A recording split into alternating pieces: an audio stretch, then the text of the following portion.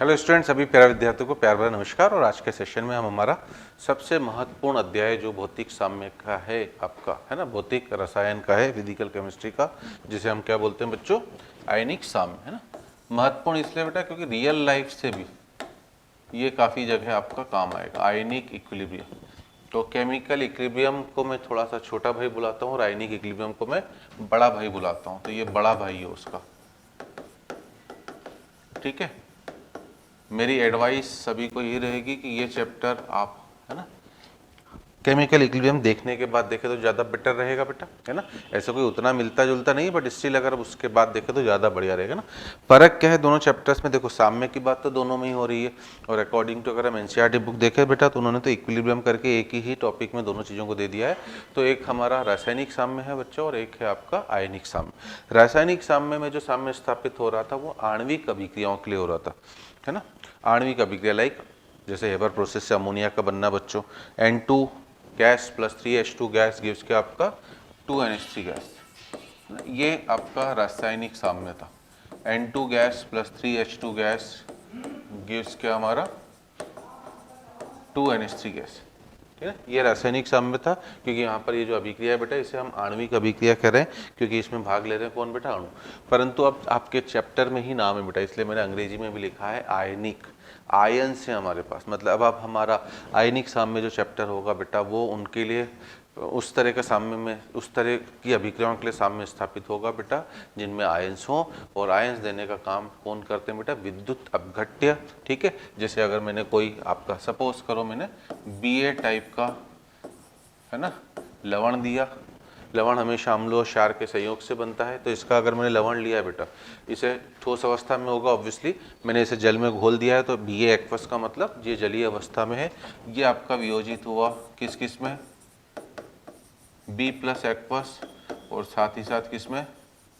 A minus aqueous, ठीक है। तो इस भाग को, ये जो भाग है बेटा, ये देखिए आयंस के बीच में साम्य स्थापित हो गया ना, ये है आपका वियोजित भाग, दैट इज डिसोसिएटेड पार्ट।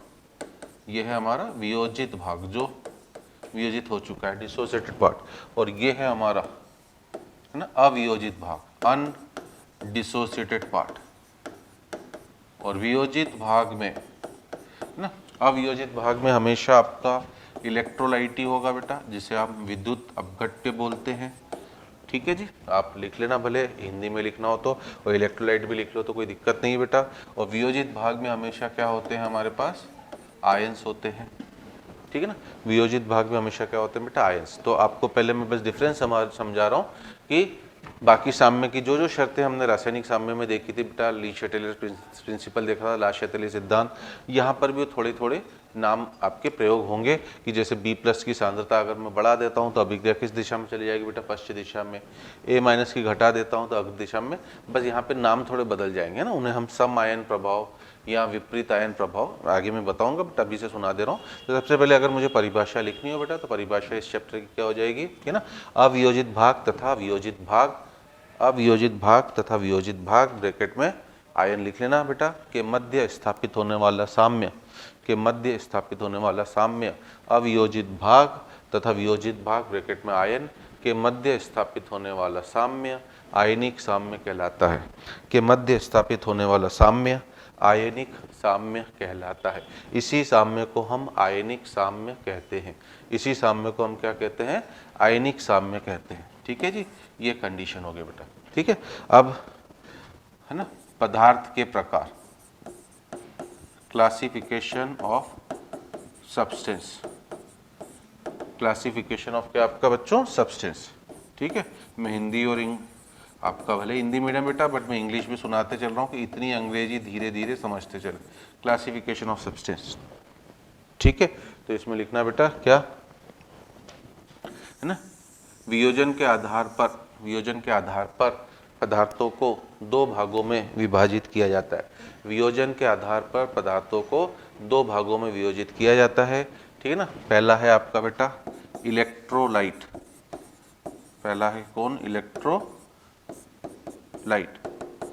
ठीक है ना। आपको हिंदी में लिखना हो तो लिखना विद्युत अपघट्य, इलेक्ट्रोलाइट, ठीक है जी। तो विद्युत अपघट्य में लिखना बेटा, वह पदार्थ जो अपने घटक आयनों में वियोजित हो जाता है ना, वह पदार्थ जो अपने घटक आयनों में वियोजित हो जाता है, वह पदार्थ जो अपने घटक आयनों में गलीय अवस्था या जलीय अवस्था में वियोजित हो जाता है, ये अवस्थाएं भी लिखना ना, वह पदार्थ जो अपने घटक आयनों में गलित अवस्था या जलीय अवस्था में वियोजित हो जाता है, ठीक है, जो आपको मतलब इनडायरेक्टली अर्थात आयंस देता है ना, अर्थात आयंस देता है, उसे हम क्या बुलाते हैं बेटा, इलेक्ट्रोलाइट। जैसे NaCl है बेटा, तो मुझे पता है इसकी फिजिकल स्टेट क्या होती है बेटा, है ना, इसकी फिजिकल स्टेट सॉलिड है, ठीक है जी। परंतु अगर मैंने इसका तापमान इस उतने तापमान तक ले गया बेटा जो इसके गलनांक बिंदु से ज़्यादा है, तो गलनांक बिंदु से ज़्यादा अगर हो गया तो ये गल जाएगा, गलित अवस्था में आ जाएगा, और तब ये है ना Na+ और Cl- मिलके तो एक जाल बनाते हैं बेटा, बड़ा सा जाल बनाते हैं। परंतु अगर गलनांक से ज़्यादा तापमान दे दिया तो ये गलित अवस्था में आयंस इसके अलग अलग हो जाएंगे, Na+ और Cl- द्रव अवस्था बोल सकते हैं, लिक्विड फॉर्म में है ना आ जाते हैं। और अगर मैंने इसे पानी में डाला बच्चों, अगर मैंने इसे किस में डाल दिया बेटा, पानी में, ठीक है जी।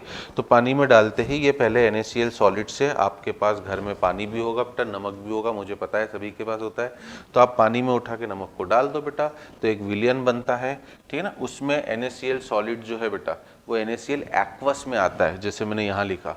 परंतु हमें पता है बेटा कि हमें NaCl एक्वस का मतलब क्या है, वो टूट जाएगा किस किस में, Na+ एक्वस और Cl- एक्वस में। तो वह पदार्थ जो अपने घटक आयनों में बेटा गलित अवस्था या जलीय अवस्था में वियोजित हो जाता है, उसी को हम विद्युत अपघट्य बुलाते हैं, जो आयंस देता है। तो विद्युत अपघट्य का इनडायरेक्टली मीनिंग हम बोल सकते हैं बेटा, जो हमें आयन देता है। अब और कौन कौन से होंगे बेटा, क्या निशानी होगी सर इनके लिए, इनकी निशानी एक ही बेटा, जिनमें भी है ना, जिनमें भी आपका ध्रुवीय सहसंयोजक बंध, मैं अंग्रेजी में लिख रहा हूँ, आप नीचे नोट बना के लिख लेना, जिनमें भी ध्रुवीय सहसंयोजक बंध, पोलर कोवलेंट बॉन्ड या आयनिक बंध होता है, ऐसे सभी पदार्थ आपके विद्युत अपघट्य की तरह कार्य करते हैं।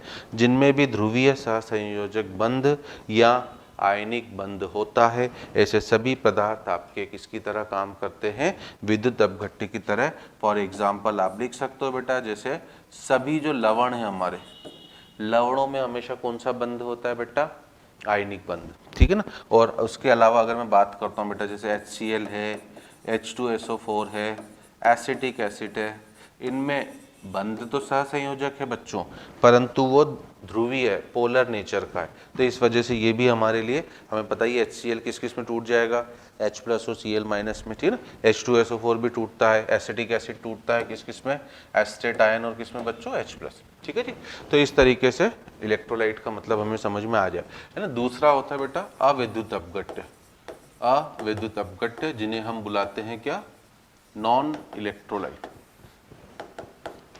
अविद्युत अपघट्य मतलब नॉन इलेक्ट्रोलाइट। और इसमें लिखना है ना, इसमें लिखना क्या, कि वह पदार्थ जो अपने घटक आयनों में वियोजित नहीं होता है, वह पदार्थ जो अपने घटक आयनों में वियोजित नहीं होता है, ठीक है। तो ऐसा कोई भी पदार्थ बेटा जो अपने घटक आयनों में वियोजित नहीं होता है, उसे हम क्या बुलाते हैं बेटा, विद्युत अपघट्य। जैसे इसका एग्जाम्पल है हमारा, है ना, यूरिया हुआ, NH2CONH2, ग्लूकोज हुआ बच्चों, C6H12O6, सुक्रोज हुआ, है ना, C12H22O11। इस तरह के सभी पदार्थ आपके क्या कहलाते हैं, अविद्युत अपघट्य। अब ये जो आयनिक साम्य चैप्टर है बेटा, ये हमारा केवल और केवल परिभाषित होगा किनके लिए, इलेक्ट्रोलाइट के लिए, केवल केवल किनके लिए, इलेक्ट्रोलाइट। बट मुझे बताना जरूरी था कि इलेक्ट्रोलाइट और नॉन इलेक्ट्रोलाइट क्या होते हैं, ठीक है। हमारा भौतिक रसायन में ही एक और चैप्टर आता है बच्चा, विद्युत रसायन, वो भी हमारा कॉम्पिटिटिव एग्जाम के पॉइंट ऑफ व्यू से मोस्ट इंपॉर्टेंट है बेटा। और उसमें भी हमें केवल विद्युत अपघट्य की जरूरत पड़ेगी, और थोड़े बहुत आयनिक साम्य के सिद्धांत वहाँ पर भी थोड़े बहुत यूज होते हैं, इसलिए है ना, आप हो सके, ठीक है ना, तो इन चैप्टर्स को थोड़ा सीक्वेंस में देखिएगा। हाँ, 11th-12th की अगर बात हो रही है बेटा, तो फिर आप ठीक है अभी इनको देखोगे, क्योंकि NCERT बुक के अकॉर्डिंग, ठीक है ना, रासायनिक साम्य 11th में दिया गया, विद्युत रसायन 12th में दिया गया, ठीक। चलिए अब लिखो बेटा, विद्युत अपघट्यों का वर्गीकरण, है ना। अब है विद्युत अपघट्यों का वर्गीकरण, क्लासिफिकेशन ऑफ किसका बच्चों, इलेक्ट्रोलाइट, क्लासिफिकेशन ऑफ इलेक्ट्रोलाइट, विद्युत अपघट्यों का वर्गीकरण, है ना। और इसमें लिखना बेटा वियोजन की मात्रा के आधार पर, है ना, वियोजन की मात्रा के आधार पर विद्युत अपघट्यों को दो भागों में विभाजित किया जाता है ना, है ना। विद्युत अपघट्यों वियोजन की मात्रा के आधार पर, और वियोजन की मात्रा अगर आपको पता हो बेटा तो हम इसे अल्फा से प्रदर्शित करते हैं। अल्फा क्या होती है? वियोजन की मात्रा। तो वियोजन की मात्रा के आधार पर विद्युत अपघट्यों को हम दो श्रेणियों में रखते हैं, दो श्रेणियों में विभाजित किया जाता है।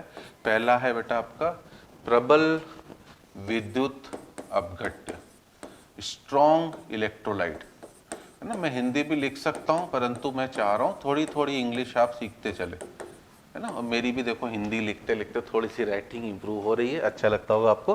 प्रबल विद्युत अपघट्य, परंतु इसे हम स्ट्रॉन्ग इलेक्ट्रोलाइट बेटा। और मैं आपसे निवेदन करूंगा कि आप ब्रैकेट में बस SC लिखना, स्ट्रॉन्ग का S और इलेक्ट्रोलाइट का E, ठीक है।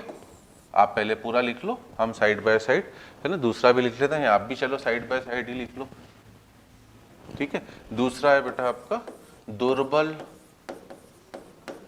विद्युत अपघट्य, ठीक है। तो इसे मैं विद्युत अपघट्य तो अब लिखने की जरूरत नहीं, वीक इलेक्ट्रोलाइट। तो हम दो श्रेणियों में रखते हैं बेटा, है ना। प्रबल विद्युत अपघट्य का मतलब क्या? पहला पॉइंट, है ना, जिसके वियोग, है ना, वह जिसका वियोजन की मात्रा कितनी हो जाती है बेटा? इसमें लिखना जो 100% वियोजित हो जाता है, वह विद्युत अपघट्य जो 100% वियोजित हो जाता है। मतलब इनके अल्फा की जो मान होता है बेटा वो 1 होता है। 100% वियोजित हो गया और इसलिए इसके अल्फा का मान जो होता है बच्चों वो 1 होता है। इनके अल्फा का मान कितना होता है? 1, ठीक है ना। जबकि दुर्बल विद्युत अपघट्य में लिखना बेटा वह विद्युत अपघट्य जो जिसका वियोजन काफी कम होता है, वह विद्युत अपघट्य जिसका वियोजन काफी कम होता है। मतलब इसके जो अल्फा का मान है बेटा वो 1 से काफी छोटा होता है ना। इसके जो अल्फा का मान होता है वो 1 से काफी छोटा होता है। सबसे इंपॉर्टेंट चीज बेटा कि इसका अल्फा आपको ज्ञात है, मतलब ज्ञात तो क्या बोलूं मैं, पता है, पहले से ही पता है बेटा 1 है।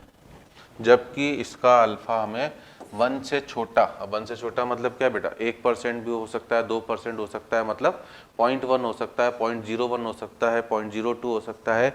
तो ये अज्ञात है और ये हमें सवालों में ही क्या करना पड़ेगा बच्चों? कैलकुलेट करना पड़ेगा, है ना। हम सीखेंगे सब तरीके, अभी बस समझते चलना। तो अगर मैं आपको BA कोई प्रबल विद्युत अपघट्य बोल रहा हूँ तो इसीलिए मैं थोड़ा सा बोल रहा हूँ बच्चों कि थोड़ा बहुत आपका, है ना, थोड़ा बहुत आपका आयनिक रासायनिक वाला पार्ट अगर पता रहे तो अगर आपने प्रबल विद्युत अपघट्य बोला है जिसका 100% वियोजन हो गया है बेटा, तो 100% वियोजन होने का मतलब है कि अब ये BA मेरे पास बचेगा ही नहीं, है ना। यहाँ पर देखो अगर दुर्बल विद्युत अपघट्य है, साम्य केल किनके लिए स्थापित होगा बच्चों? दुर्बल के लिए। साम्य केल किनके लिए स्थापित होगा बच्चों? दुर्बल के लिए, प्रबल के लिए होगा ही नहीं। तो अगर आप थोड़ा सा रासायनिक साम्य से याद रखो, वहां पर हमने अल्फा वाले जो क्वेश्चंस करे थे, है ना, A00 सेकंड स्टेप लिखी थी बेटा A - A alpha, A alpha, A alpha. यहाँ पर बेटा C00 सेकंड स्टेप होगी C - C alpha, C alpha और C अल्फा। और ये भी सुन लेना ये पूरे आयनिक साम्य में आखिरी तक यही चलेगा और हमें बार बार अब लिखने की जरूरत भी नहीं पड़नी चाहिए, एक बार हमने लिख लिया है, ठीक है ना। अब सिंस आपसे मैंने बोला बेटा कि इनका अल्फा का मान कितना है? 1 है।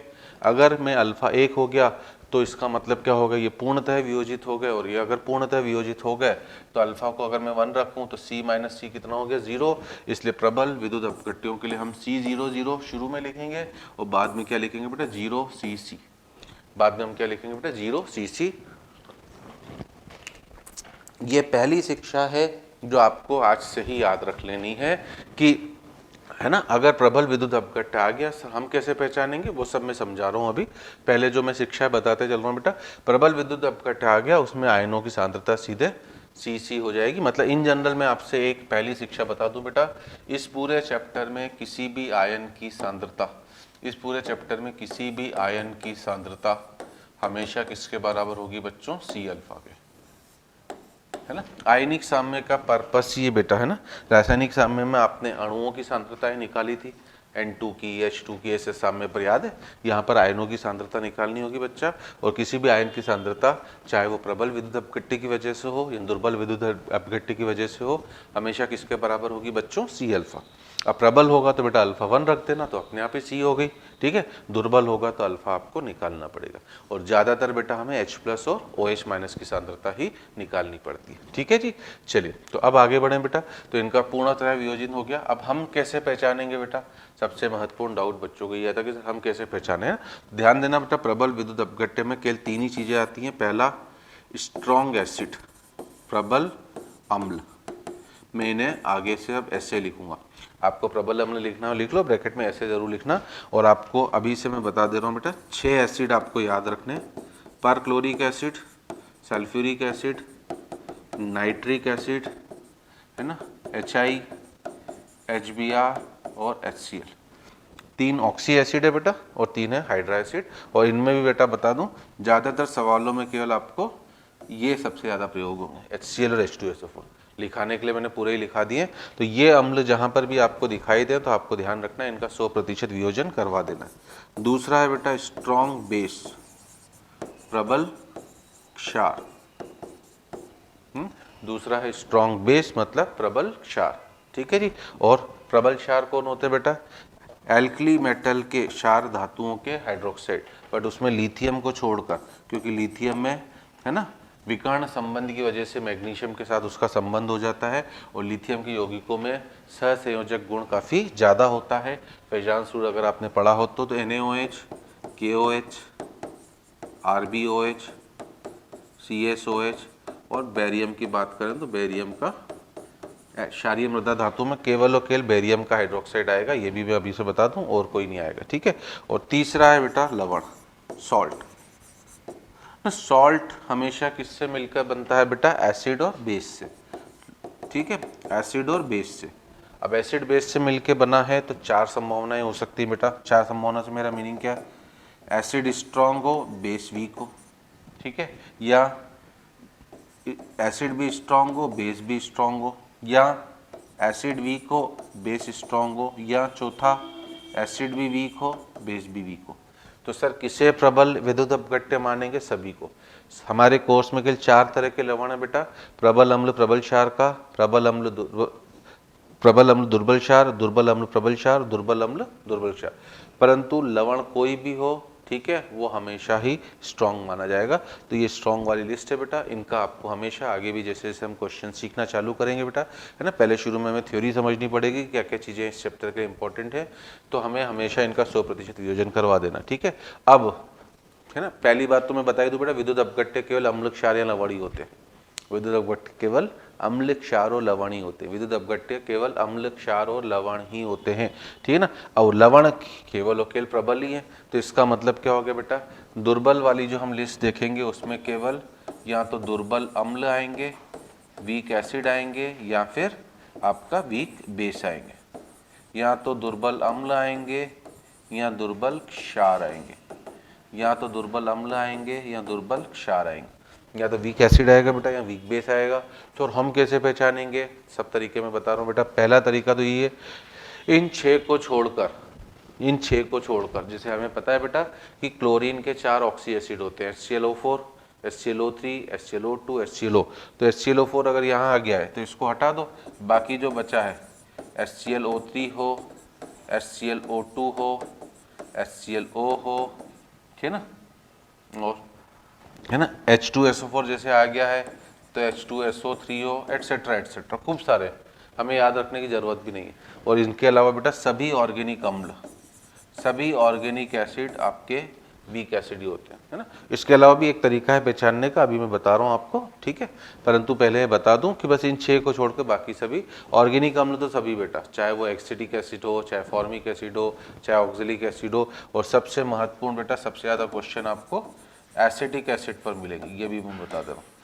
तो ये सबसे महत्वपूर्ण हमारे लिए, है ना। दुर्बल क्षार में क्या होगा बेटा, अमोनिया और उसके सभी डेरिवेटिव्स जो उससे बन सकते हैं, है ना। क्या मीनिंग है, अमोनिया हो गया जो बेटा, एक H हटा के उसकी जगह मिथाइल अमीन डाल दो, है ना, तो मिथाइल अमीन हो गया, इथाइल अमीन हो गया, C2H5NH2, है ना, बेंजीन डाल दोगे तो एनिलीन हो जाएगा। तो इस तरह के सभी ये आपके दुर्बल क्षार हैं, ठीक है जी। और ये एक सबसे महत्वपूर्ण चीज बता दूं बेटा, जलीय अमोनिया को ही अगर NH3 को आपने पानी में डाल दिया तो इसी को हम NH4OH भी बुलाते हैं।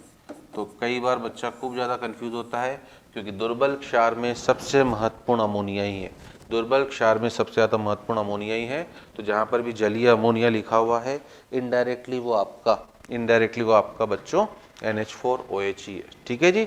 तो ये हमें याद रखना जरूरी है बेटा कि हमारे पास पदार्थ दो प्रकार के, इलेक्ट्रोलाइट और नॉन इलेक्ट्रोलाइट। आयनिक साम्य के लिए इलेक्ट्रोलाइट के लिए होगा। अब इलेक्ट्रोलाइट को भी वियोजन की मात्रा के आधार पर हमने दो भागों में विभाजित कर दिया, जिनका पूर्ण वियोजन हो जाए और जिनका आंशिक वियोजन हो। पूर्ण वियोजन वाले प्रबल विद्युत अपघट्य हैं, इनके लिए कभी भी साम्य स्थापित नहीं होगा। और दुर्बल वाले आपके जो हैं बेटा वो आपका इनके लिए साम्य हमेशा क्या होगा, स्थापित होगा। इनका अल्फा हमें पता नहीं है, 1% भी हो सकता है, 2 भी हो सकता है, 10 भी हो सकता है, 20 भी हो सकता है, 50 भी, हमें सवाल में निकालना ही पड़ेगा।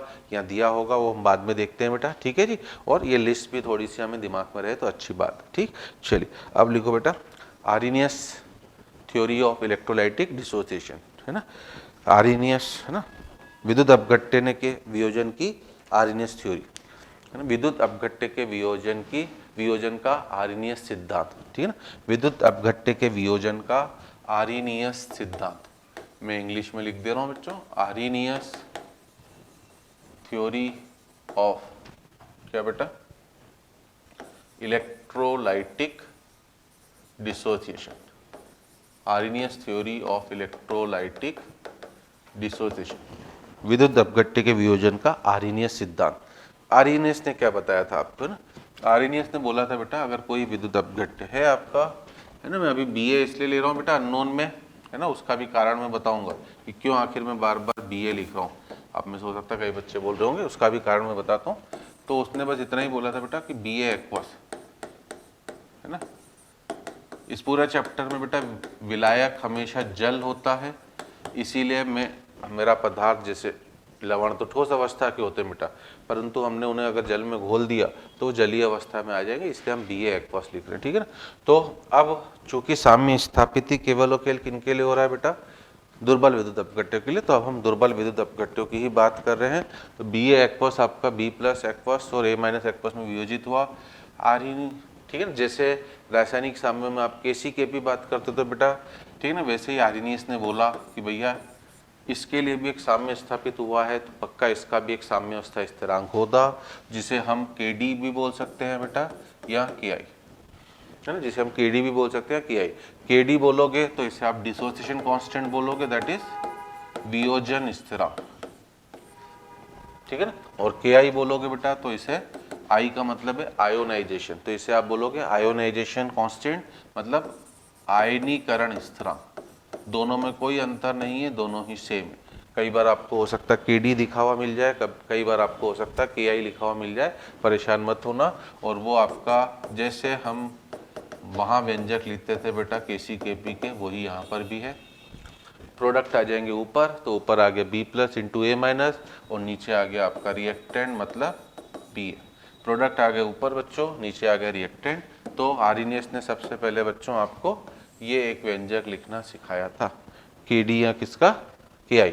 और ये किन के लिए परिभाषित होगा बेटा, केवल एक तो विद्युत अपघट्य, उसमें भी किस तरह के विद्युत अपघट्य जो दुर्बल होंगे, क्योंकि प्रबल के लिए कभी भी साम्य स्थापित होने वाला है ही नहीं, ठीक है जी, ठीक है जी, क्लियर है ना। अब अगर KD का मान, है ना, अभी मैंने अल्फा के पदों में बताया, अगर KD का मान 1 से बड़ा है बेटा तो इस तरह के इलेक्ट्रोलाइट को हम बुलाते हैं स्ट्रॉन्ग इलेक्ट्रोलाइट, और अगर KD का मान 1 से छोटा हो गया तो इस तरह का इलेक्ट्रोलाइट वीक इलेक्ट्रोलाइट, ठीक है।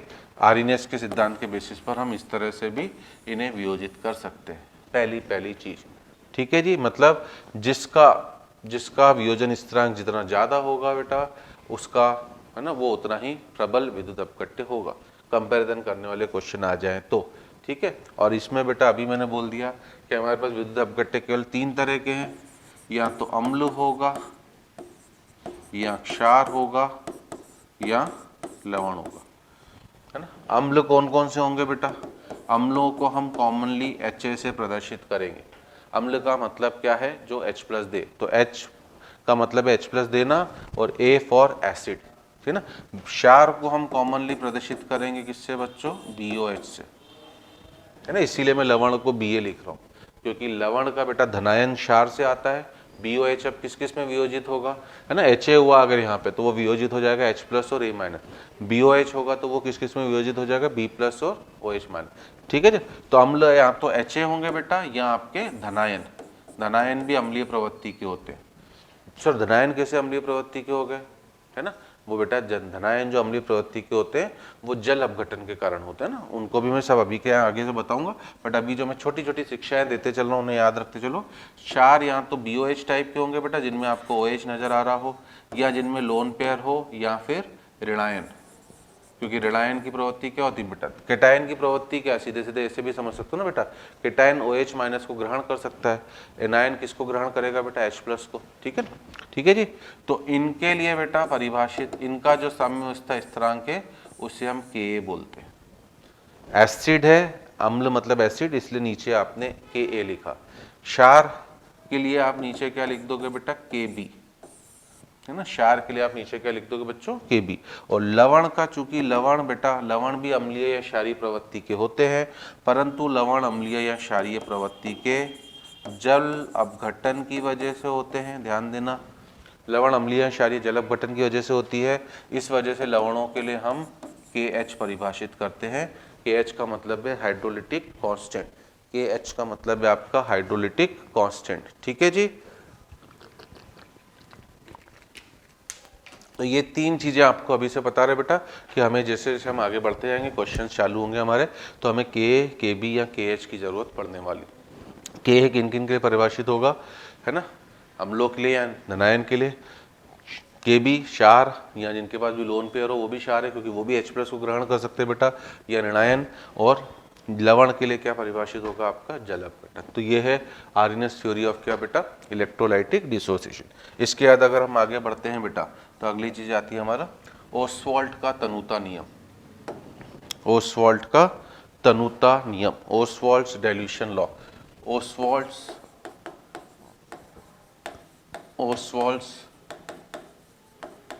डाइल्यूशन लॉ, ओस्वाल्ट का तनुता नियम, ओस्वाल्ट्स डाइल्यूशन लॉ, ठीक है ना।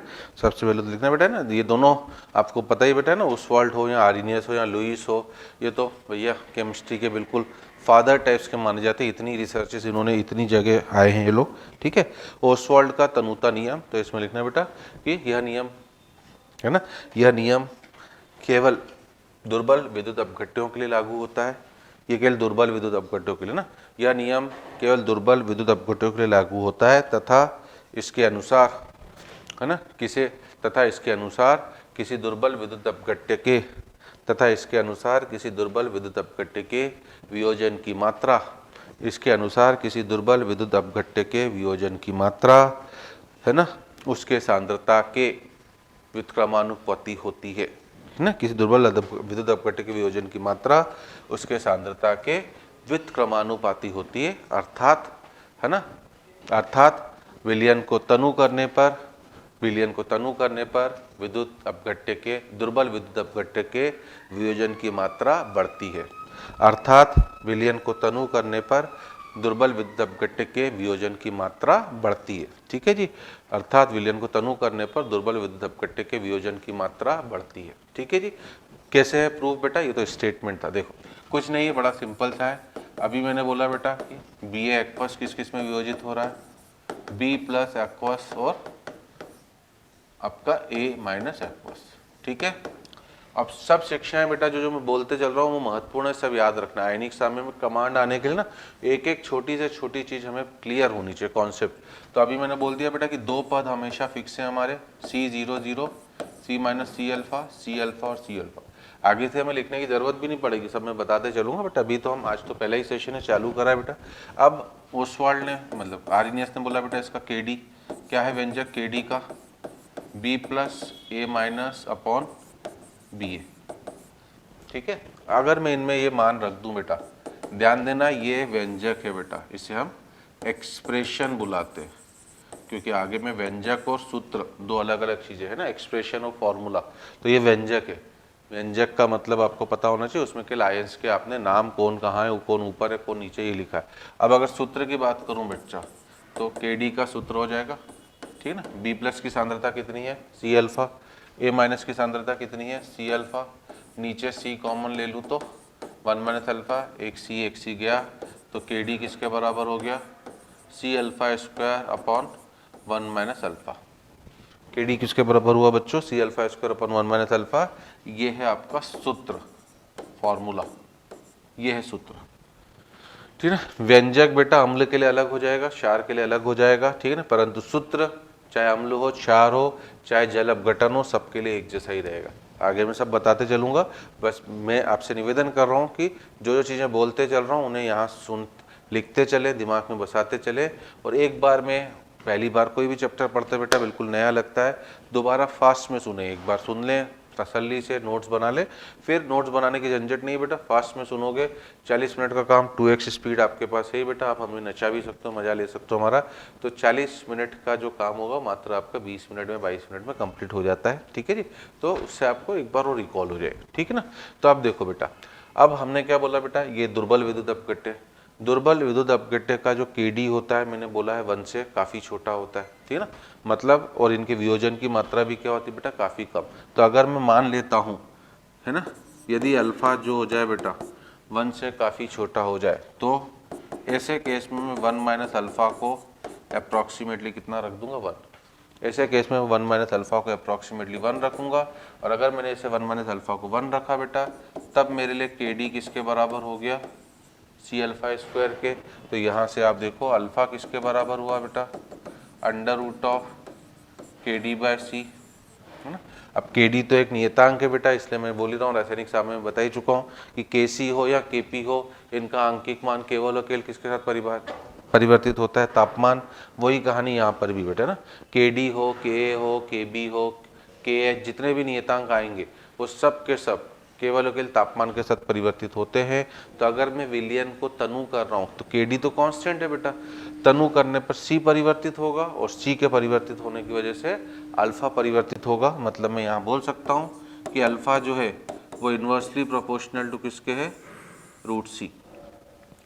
अल्फा जो है वो इन्वर्सली प्रोपोर्शनल टू किसके है, √C के, ठीक है। अगर मैं हम डाइल्यूट कर रहे हैं विलयन को बेटा, ये हमें आगे भी बार बार काम आएगा। अगर हम डाइल्यूशन कर रहे हैं बेटा, तनु कर रहे हैं, तनुता का मतलब है V को आप बढ़ा रहे हो, C को घटा रहे हो, है ना। तनुता का मतलब बेटा V को बढ़ाना, आयतन का बढ़ना, C का घटना। और अगर C घट रहा है, इसी को हम चाहें तो ये भी लिख सकते हैं बेटा, it is directly proportional to किसके, आपका √V के, ठीक है। इसी को हम ये भी लिख सकते हैं, 1/√C तो था ही था, आप डायरेक्टली प्रोपोर्शनल टू √V भी लिख सकते हो, ठीक है। तो V अगर बढ़ रहा है, C घट रहा है, तो इसका मतलब अल्फा की वैल्यू क्या हो जाएगी बेटा, बढ़ती जाएगी। इसी को हम ओस्वाल्ड का तनुता नियम बोलते हैं कि दुर्बल विद्युत अपघट्य के वियोजन की मात्रा विलयन को तनु करने पर बढ़ती जाती है बेटा, और अनंत तनुता पर, अनंत तनुता पर, what is the meaning of अनंत तनुता, at infinite dilution, at infinite dilution, है ना। What is the meaning of infinite dilution बेटा, मतलब भर भर के हमने पानी डाल दिया है। इनफाइनाइट डाइल्यूशन पर V जो होगा बेटा वो टेंडिंग टू कितना हो जाएगा, इन्फिनिटी।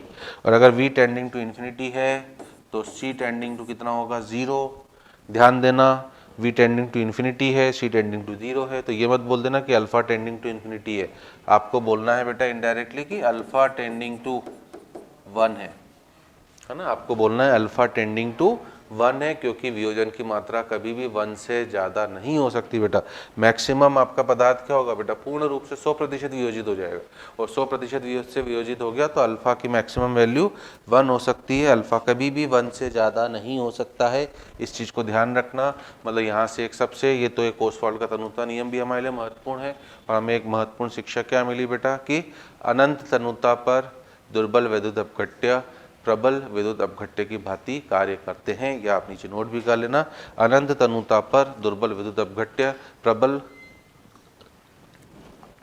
विद्युत अपघट्य की तरह कार्य करते हैं। अनंत तनुता पर दुर्बल विद्युत अपघट्य प्रबल विद्युत अपघट्य की तरह कार्य करते हैं। ये हमारे लिए सबसे महत्वपूर्ण शिक्षा है बेटा। एट इनफाइनाइट डाइल्यूशन जो भी वीक इलेक्ट्रोलाइट होगा बेटा वो अपने आप ही किसमें कन्वर्ट हो जाएगा, स्ट्रॉन्ग इलेक्ट्रोलाइट। ठीक है जी, चलिए आगे बढ़े बच्चों। तो आगे लिखते हैं बेटा क्या हम लोग, ठीक है ना, वियोजन की मात्रा को प्रभावित करने वाले कारक। वियोजन की मात्रा को प्रभावित करने वाले कारक कौन कौन से कारक हैं बेटा, जो विलायक वियोजन की मात्रा को प्रभावित करेंगे, मतलब फैक्टर्स अफेक्टिंग अल्फा, है ना। वियोजन की मात्रा को प्रभावित करने वाले कारक फैक्टर्स अफेक्टिंग अल्फा। तो इसमें पहला फैक्टर है बेटा आपका, है ना, विलय की प्रकृति, नेचर ऑफ सॉल्यूट। विलय की प्रकृति, और विलय की प्रकृति का मतलब है नेचर ऑफ क्या, आपका सॉल्यूट। अब सॉल्यूट बेटा इस पूरे चैप्टर में मैंने बोल ही दिया है आपको, है ना। केवल विद्युत अपघट्य है, और विद्युत अपघट्य कितने तरह के हैं बेटा, दो तरीके के, वो मैंने बता ही दिया। या तो स्ट्रांग होगा बच्चों या वीक होगा। स्ट्रांग है तो आप तुरंत बोल दोगे कि उसका अल्फा किसके बराबर है, 1 के, और वीक है तो उसका अल्फा 1 से काफी छोटा। ठीक है, फिर है बेटा विलायक की प्रकृति, आप हिंदी में लिखना हो लिख देना है ना, बट लिख दे रहा हूँ इतना से, तो हिंदी अंग्रेजी इतना तो आप भी समझ रहे हो, आपको तब भी हिंदी में लिखना हो तो मैं बोल पूरा हिंदी में रहा हूँ। विलायक की प्रकृति बेटा, है ना। अब विद्युत अपघट्य किस प्रकृति के बेटा, ध्रुवीय। तो विलायक के ऊपर क्या शर्त होनी चाहिए, विलायक भी ध्रुवीय प्रकृति का होना चाहिए तथा इसका पराविद्युत स्थिरांक काफी उच्च होना चाहिए। तो सबसे पहले आप कंडीशन लिख लेना बेटा कि विलायक ध्रुवीय प्रकृति का होना चाहिए ना, विलायक ध्रुवीय प्रकृति का होना चाहिए तथा इसका पराविद्युत स्थिरांक काफी उच्च होना चाहिए। विलायक ध्रुवीय प्रकृति का होना चाहिए तथा इसका पराविद्युत स्थिरांक काफी उच्च होना चाहिए, है ना। विलायक एक तो ध्रुवीय प्रकृति का हो, दूसरा इसका पराविद्युत स्थिरांक काफी उच्च हो। ठीक है, अब ये दोनों ही गुणधर्म वाटर के ऊपर पूरी तरह से लागू होते हैं बेटा, जल। इसलिए आयनिक साम्य में हम जल को एक यूनिवर्सल सॉल्वेंट की तरह मान के चलते हैं। तो आप आगे ये भी लिख रहे बेटा कि जल दोनों ही गुणधर्मों को संतुष्ट करता है ना, इसीलिए, है ना, इसीलिए आयनिक साम्य का सार्वत्रिक, है ना, आयनिक साम्य के लिए विलायक हमेशा जल होता है। तो अगर कुछ नहीं दिया जाए बेटा हम सॉल्वेंट हमेशा जल लेंगे, कारण मैंने बता दिया। ये दो तो छोटी छोटी चीजें बेटा, है ना। तीसरा फैक्टर है बेटा टेम्परेचर। टेम्परेचर बढ़ाने से क्या होगा, अगर हम टेम्परेचर बढ़ा रहे हैं बच्चों, तो टेम्परेचर बढ़ाने से केडी की वियोजन का जो स्थिरांक है बेटा वो बढ़ जाएगा, है ना। क्योंकि आप शब्द ही यूज करो बेटा वियोजन, और वियोजन का मतलब क्या हो गया, ऊष्माशोषी अभिक्रिया है ये तो। और हमने देख लिया था बेटा रासायनिक साम्य में कि ऊष्माशोषी अभिक्रियाएं तापमान बढ़ाने पर अग्र दिशा में जाती हैं, उनका केसी केपी बढ़ता है। वही कहानी यहाँ पर भी है कि अगर मैंने टेम्परेचर बढ़ाया तो टेम्परेचर बढ़ाने से इनके केडी का मान क्या होगा बेटा, बढ़ेगा। और अगर इनका केडी का मान बढ़ गया, अगर इनके केडी का मान बढ़ गया तो इनके अल्फा, अभी आपने सूत्र क्या लिखा था बेटा, √ऑफ KD/C लिखा था। तो KD बढ़ा है तो फिर अल्फा बढ़ जाएगा, है ना। तापमान बढ़ाने पर दुर्बल विद्युत अपघट्य के वियोजन की मात्रा बढ़ती है, ठीक है ना। दुर्बल विद्युत अपघट्य के वियोजन की मात्रा क्या हो जाएगी बेटा, बढ़ जाएगी। और चौथा फैक्टर बात करें बेटा आपका कंसंट्रेशन, सबसे इंपॉर्टेंट फैक्टर, है ना। फोर्थ और फिफ्थ है बेटा ना, कंसंट्रेशन, सांद्रता। ठीक है, अब सांद्रता के 2 पॉइंट है बेटा। सांद्रता के कितने पॉइंट है बेटा, 2 पॉइंट। पहला स्ट्रॉन्ग इलेक्ट्रोलाइट के लिए 2 पॉइंट है सांद्रता के लिए। पहला स्ट्रॉन्ग इलेक्ट्रोलाइट, स्ट्रॉन्ग इलेक्ट्रोलाइट का अल्फा हमेशा 1 होगा, है ना, एट एवरी कंसंट्रेशन, किसी भी सांद्रता पर, किसी भी सांद्रता पर, ना। सांद्रता बोलो या डाइल्यूशन बोलो, दोनों चीजें एक ही है। तो प्रबल विद्युत अपघट्य का अल्फा हमेशा किसी भी सांद्रता पर एक ही होगा, इसके अल्फा के मान में कोई भी परिवर्तन नहीं होता है बेटा। प्रबल विद्युत अपघट्य का वियोजन की मात्रा हमेशा एक होगी, सांद्रता चाहे कितनी उच्च हो जाए चाहे कितनी निम्न हो जाए, है ना। भले मैं लिखाने के लिए समझा दूं, कभी कभी क्वेश्चन में आपको 10⁻² मोलर HCl मिलेगा, भी हम करेंगे क्वेश्चन बेटा आगे आने वाले सेशंस में। या 10⁻6 मोलर HCl मिले आपको, या 10⁻8 मोलर HCl मिले। अगर हम वियोजन की मात्रा की बात करेंगे भैया, तो इसका भी अल्फा 1 होगा, इसका भी अल्फा 1 होगा और इसका भी अल्फा 1 होगा। ठीक है ना। सांद्रता चाहे निम्न हो, सांद्रता चाहे उच्च हो, प्रबल विद्युत अपघट्य के लिए एक ही रूल है कि उसका वियोजन हमेशा 1 लेना है हमें। परंतु बेटा दुर्बल विद्युत अपघट्य, उसके लिए क्या होगा? अभी हमने देख ही लिया बेटा, दुर्बल विद्युत अपघट्य का अल्फा जो होता है वो इन्वर्सली प्रोपोर्शनल टू किसके होता है बेटा? रूट सी या रूट वी। मतलब तनुता पर इनके वियोजन की मात्रा बढ़ेगी। अब ये क्वेश्चन अगर मैं आपको 10⁻² मोलर एसिटिक एसिड, अब ऐसे थ्योरेटिकल क्वेश्चन भी आ सकते हैं, और 10⁻4 मोलर एसिटिक एसिड, ठीक है जी। तो हमने देख ही लिया बेटा HCl एक प्रबल अम्ल है, मैं लिस्ट लिखा चुका हूँ, वो 6 अम्ल तो याद रखने जरूरी है, बाकी सब दुर्बल है बेटा। तो अगर इनमें पूछता कि इसका यहाँ पर है ना, बाने से क्या कर सकता था बेटा? क्वेश्चन कैसे आएगा? देखो थ्योरेटिकल थ्योरी से ही क्वेश्चन बनना चालू हो जाते। आपसे बोल सकता है 10⁻2 मोलर HCl का वियोजन की मात्रा अल्फा 1 है, 10⁻6 मोलर HCl की अल्फा 2 है, और 10⁻8 की अल्फा 3 है। इनके बीच में संबंध बताओ। तो हम क्या संबंध बोलेंगे बेटा? हम संबंध बोलेंगे alpha 1 equals to alpha 2 equals to alpha 3। और अगर हम बात करते हैं यहाँ पर बेटा, ठीक है ना, सेकेंड केस में, अब मैं बोल रहा हूँ इसके वियोजन की मात्रा अल्फा 1 है, इसके वियोजन की मात्रा अल्फा 2 है। ठीक है। पहली बात तो ऊपर तो मुझे तीनों का मान पता था बेटा, चाहे अल्फा 1 हो, अल्फा 2 हो, अल्फा 3 हो, सब एक थे। यहाँ मुझे पता तो नहीं है पहली बात, बट हाँ संबंध में जरूर बता सकता हूँ कौन बड़ा कौन छोटा। तो जितना ज़्यादा सांद्रता होगी वियोजन उतना कम होगा। अब कई बार बच्चे बेटा सबसे बड़ी जो गलती करते हैं ना, वो 10⁻2 10⁻4 में बड़ा कौन है छोटा कौन है ये नहीं पहचान पाते। तनु कौन सा विलेन है? ऑब्वियसली छोटा है बेटा -4। 10 की धनात्मक घात जितनी ज़्यादा होगी वो संख्या उतनी बड़ी होगी, और ऋणात्मक घात जितनी ज़्यादा होगी वो संख्या उतनी छोटी होगी।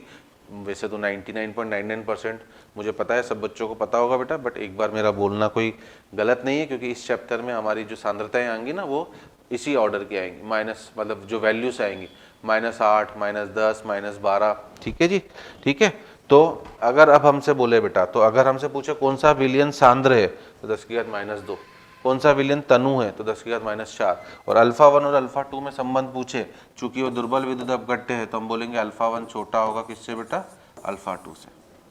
ठीक है। तो चौथा फैक्टर है कंसंट्रेशन, जो आपके ये काफ़ी महत्वपूर्ण है, क्योंकि आप जैसे जैसे क्वेश्चंस में हम आगे बढ़ेंगे बेटा, तो आप देखोगे बार बार आपके क्वेश्चंस में सांद्रता ही है ना। किसी भी दुर्बल विद्युत अपघट्य का Kd का मान तो फिक्स है बेटा। किसका मान फिक्स है? Kd। वो सांद्रता ही परिवर्तित करेगा, जिससे अल्फा का मान परिवर्तित होगा, और जिसकी वजह से आयनों की सांद्रता क्या होगी आपकी? परिवर्तित होगी। ठीक है। और आज के सेशन की पांचवी और आखिरी चीज बेटा है ना, है दूसरे आयनों की उपस्थिति। ये सबसे महत्वपूर्ण है। दूसरे आयनों की उपस्थिति मतलब presence of other ions, presence of other ions. दूसरे आयनों की उपस्थिति मतलब प्रेजेंस ऑफ क्या? आपका अदर आयंस, है ना। अब इसमें दो केस हो सकते हैं बेटा, एक होता है सम आयन। सबसे पहली बात बेटा, प्रेजेंस ऑफ अदर आयंस के लिए आपके पास मिनिमम 2 इलेक्ट्रोलाइट होना चाहिए एक ही विलियन में। ये कंडीशन ध्यान रखना। छोटी छोटी चीजें बस मेरी सुनते चलो बेटा, आप देखो कि इतना मजबूत हो जाएगा चैप्टर। तो प्रेजेंस ऑफ अदर आयंस में मिनिमम मेरे पास 2 इलेक्ट्रोलाइट होने चाहिए। तो एक तो सम आयन हो सकता है बेटा, और एक हो सकता है विपरीत आयन। एक सम आयन हो सकता है और एक हो सकता है बेटा विपरीत आयन। ठीक है, ठीक है। सम आयन का मतलब क्या बेटा? हमें पता है बेटा एक विद्युत अपघट्य के 2 ही तो आयन है, एक तो धनायन होगा या ऋणायन। तो सम आयन का मतलब है या तो धनायन कॉमन होगा या ऋणायन कॉमन होगा। ठीक है ना, मतलब सम आयन का मतलब ये कॉमन आयन। जैसे एसिटिक एसिड है बेटा, तो एसिटिक एसिड के साथ अगर मैंने HCl को ले लिया, एसिटिक एसिड कौन कौन से आयन्स देता है आपको? CH3COO- और H+, तो H+ कॉमन आयन हो गया। या फिर मैं एसिटेट आयन को भी कॉमन बना सकता था। मैंने एसिटिक एसिड के साथ किसको ले लिया बच्चों? Sodium acetate. तो ये सम आयन के केस हो गए जिनमें एक आयन कॉमन दिख रहा है। सम आयन का मतलब ही बेटा इनके बीच में कोई भी अभिक्रिया नहीं होगी, कोई अभिक्रिया नहीं होगी। यह सब शिक्षाएं अभी से समझते चले। जबकि विपरीत आयन का मतलब क्या बेटा? जैसे अगर एसिटिक एसिड है उसके साथ आपने किसको मिला दिया? NaOH। ये, या जैसे आपको NH4Cl नजर आ रहा है, इसमें आपने किसको डाल दिया बेटा, NaOH, जिनमें कोई भी आयन कॉमन नहीं है। ठीक है, कोई भी आयन कॉमन नहीं है, और अगर आयन कॉमन नहीं है तो अभी से सुन लेना बेटा कि अभिक्रिया होगी। ये आगे चल के हमें छोटी छोटी चीज़ें बार बार जरूरत पड़ेगी, और इसलिए पहला सेशन में छोटा सा बस एक काम की चीज़ें बता के जा रहा हूँ आपको। तो यहाँ कोई अभिक्रिया नहीं होगी बेटा, जबकि वहाँ अभिक्रिया होगी। ठीक है, अब फर्क क्या है बेटा दोनों में, बस इतना देख लो। जैसे है ना, एसिटिक एसिड है, एसिटिक एसिड एक्वस, अब ये किस किस में वियोजित होगा बच्चों, है ना, CH3 COO माइनस और किस में H प्लस, है ना। अब आज के सेशन में हम एक्वस एक्वस लिख रहे हैं बेटा, आगे से हम ये भी नहीं लिखेंगे। और इसी तरह से HCl एक्वस, ये तो प्रबल विद्युत अपघट्य है, प्रबल हो या दुर्बल हो मुझे उससे कोई मतलब नहीं, मेरा मतलब है सम आयन ये। ठीक है, तो यहाँ पर आप देख सकते हो बेटा कि H प्लस आयन क्या हो गया बेटा, कॉमन हो चुका है, ये H प्लस आयन कॉमन है ना, इसी को हम सम आयन बोल रहे हैं, कॉमन है। सर इसके कॉमन होने से क्या हुआ, इसके कॉमन होने की वजह से बेटा H प्लस आयन की सांद्रता क्या हो गई बेटा, बढ़ गई, है ना। पहले H प्लस केवल किसकी वजह से आ रहा था, एसिटिक एसिड, अब H प्लस साथ ही साथ HCl की वजह से भी आ रहा है, तो H प्लस की सांद्रता क्या हो गई बेटा, बढ़ी। अगर H प्लस की सांद्रता बढ़ी तो चूंकि नीचे वाली अभिक्रिया तो अनुत्क्रमणीय है, तो इससे तो कोई फर्क पड़ने वाला नहीं है बेटा, परंतु ऊपर वाली अभिक्रिया उत्क्रमणीय है, और H प्लस काम कर रहा है किसकी तरह बच्चों, उत्पाद की तरह। और हमने ला शातलीय सिद्धांत में देखा था, मैंने क्या बोला कि बस थोड़ी थोड़ी जरूरत पड़ेगी। ला शातलीय सिद्धांत में देखा था, उत्पाद की सांद्रता बढ़ाने पर अभिक्रिया किस दिशा में जाती है बेटा, पश्चिम दिशा में। और अभिक्रिया का पश्चिम दिशा में जाने का मतलब क्या हो गया, एसिटिक एसिड के वियोजन की मात्रा पहले से और क्या हो जाएगी बेटा, कम हो जाएगी। पश्चिम दिशा में जाने का मतलब क्या है, एसिडिक एसिड का पुनः निर्माण हो रहा है, बन रहा है बेटा, वियोजन की मात्रा में तो उसका वियोजन होना चाहिए था। ठीक है, तो H प्लस की सांद्रता बढ़ने की वजह से उसका वियोजन की मात्रा कम हो गया। ठीक है ना, इसी प्रभाव को बेटा हम सम आयन प्रभाव बुलाते हैं। इस प्रभाव को कौन सा प्रभाव बुलाते हैं बेटा, सम आयन प्रभाव। तो हमें वैसे भी देखो बेटा, अगर हम बात करें कि हम तो कॉम्पिटिटिव एग्जाम की तैयारी कर रहे हैं, तो हमें पहले अल्फा एक तो निकालते आना चाहिए कि अल्फा कैसे निकालते हैं। ठीक है जी, और उसके बाद साथ ही साथ बच्चों हमें ये पता होना चाहिए कि उसको बढ़ाने के या घटाने के तरीके क्या है। तो हमने निकालने का तरीका तो देख ही लिया, √KD/C से। बढ़ाने का तरीका देख लिया, पानी मिला दो। घटाने का तरीका है बेटा सम आयन डाल दो, क्योंकि जरूरत हमें कुछ भी पड़ सकती है ना बेटा। अभी तो हम चलो क्लास में तो क्वेश्चंस करते हैं बेटा, जब आप आगे इंडस्ट्रीज में कहीं भी जाओगे, कुछ भी काम करते हो, तो हो सकता है ऐसी जरूरत आपको वहाँ पर पड़े। ठीक है ना, एटलीस्ट आप जब अंदर कॉलेजेस में पढ़ेंगे तब तो आपको एक्सपेरिमेंट वगैरह करने पे इनकी ज़रूरत पड़ती है। ठीक है जी, तो मेरी कहानी सभी को समझ में आई बेटा। इस प्रभाव का नाम ही होता है कौन सा प्रभाव, सम आयन प्रभाव, कॉमन आयन इफेक्ट, सम आयन प्रभाव, कॉमन आयन इफेक्ट। मैं आगे सब CI लिखूंगा और बार बार मैं इस शब्द को प्रयोग करूंगा बेटा, तो इसलिए आप इसकी डेफिनेशन लिखना बेटा, क्या है सम आयन प्रभाव, है ना। किसी सम आयन की उपस्थिति के कारण दुर्बल विद्युत अपघट्य के वियोजन की मात्रा का कम होना, किसी सम आयन की उपस्थिति के कारण दुर्बल विद्युत अपघट्य के वियोजन की मात्रा का कम होना, किसी सम आयन की उपस्थिति के कारण दुर्बल विद्युत अपघट्य के वियोजन की मात्रा का कम होना सम आयन प्रभाव कहलाता है, सम आयन प्रभाव कहलाता है ना। वो सम आयन किसी की वजह से भी हो सकता है, प्रबल या दुर्बल, परंतु वियोजन की मात्रा कम केवल दुर्बल की होगी, क्योंकि वही उत्क्रमणीय है। प्रबल विद्युत अपघट्य के ऊपर सम आयन प्रभाव नहीं लगता है, ध्यान देना। ठीक है ना। और विपरीत आयन का मतलब क्या है बेटा, जैसे एसिटिक एसिड है, इसमें उल्टे अल्फा बढ़ता है ना। एसिटिक एसिड है बेटा, किस किस में वियोजित हो रहा है, CH3 COO माइनस और H प्लस। अब अगर इसमें मैंने NaOH डाल दिया तो NaOH किस किस में टूटेगा बेटा, Na प्लस और OH माइनस। इस पूरे जहां में H प्लस का जानी दुश्मन है OH माइनस, इस पूरे जहां में H प्लस का जानी दुश्मन है कौन बेटा, OH माइनस। जैसे ही OH माइनस को H प्लस दिखा, वो उसे चुन चुन के मारेगा, मतलब उल्टे क्या होगा, OH माइनस H प्लस को खत्म करेगा, इसलिए मैंने अभिक्रिया शब्द लिखा है। OH माइनस उल्टे क्या करेगा बच्चों, H प्लस को खत्म करेगा, और अगर H प्लस खत्म हुआ तो ये अभिक्रिया उल्टे किस दिशा में जाएगी बेटा, अग्र दिशा में, और अगर अग्र दिशा में जाए तो अल्फा क्या हो जाएगा आपका, बढ़ेगा। ठीक है, तो मैं उम्मीद करता हूँ आज का ये छोटा सा सेशन बेटा, बाकी ये जानदार सेशन था, क्योंकि ये आयनिक साम्य की जान है। थ्योरेटिकल अगला सेशन भी मैक्सिमम थ्योरेटिकल ही रहेगा बेटा, उसके बाद धड़ाधड़ हमारे सवाल चालू होंगे। बट सवाल चालू होने से पहले के थ्योरेटिकल सेशन आपको काफ़ी अच्छे ढंग से क्लियर होना चाहिए। तो उम्मीद करता हूँ इसे एक बार और ढंग से नोट्स जो बनाए हैं आप उसे ढंग से पढ़ के फॉलो करके आइएगा। ये छोटी छोटी चीज़ें हमें आगे भी खूब ज़रूरत पड़ेगी। मिलते हैं बच्चों नेक्स्ट सेशन में, तब तक के लिए बाय बाय।